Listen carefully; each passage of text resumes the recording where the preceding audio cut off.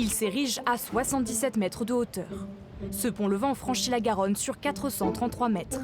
10 ans après son inauguration, le pont Jacques Chaban-Delmas a restructuré la ville de Bordeaux. Une infrastructure monumentale qui attire les touristes, comme ce couple d'Américains. Je pense que c'est magnifique la manière dont les piliers de verre se dressent vers le ciel. L'ensemble est vraiment très beau. Une attraction touristique, mais surtout un aménagement du quotidien pour les cyclistes. Il est plus simple que le pont de l'autre côté, du coup, je trouve. Il y a de l'espace pour le vélo. Et puis, en plus, quand il fait beau, il est agréable.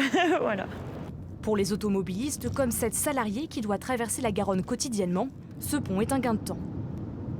Je mets entre 20 minutes, 25 minutes le matin, 35 minutes le soir. Sans le pont Chaban-Delmas, je mettrais quasiment 45 minutes à peut-être 1h30. Chaque jour, 30 000 véhicules, 3 000 cyclistes et 2 000 piétons traversent ce pont. Une fréquentation qui ne pourra pas être dépassée. Le pont est entouré de 2 carrefours à feu.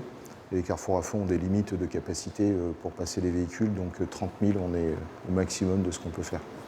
Côté rive gauche, le pont Levant a dynamisé le quartier du bassin à flot avec l'installation de la Cité du Vin, de sièges de grandes entreprises ou d'écoles de commerce. Une attractivité que ressentent aussi les 32 commerces et 13 restaurants situés le long des quais. On a gagné en fréquentation des communes avoisinantes, type Carbon-Blanc, Bassin, Sainte-Eulalie, enfin toutes les communes qui sont effectivement sur la rive droite. De l'autre côté de la Garonne, le développement se fait plus timide. Les nombreux chantiers encore à l'œuvre encerclent l'entreprise de formation de ce gérant. Je pense qu'à terme, je serai amené à déménager, et assez rapidement.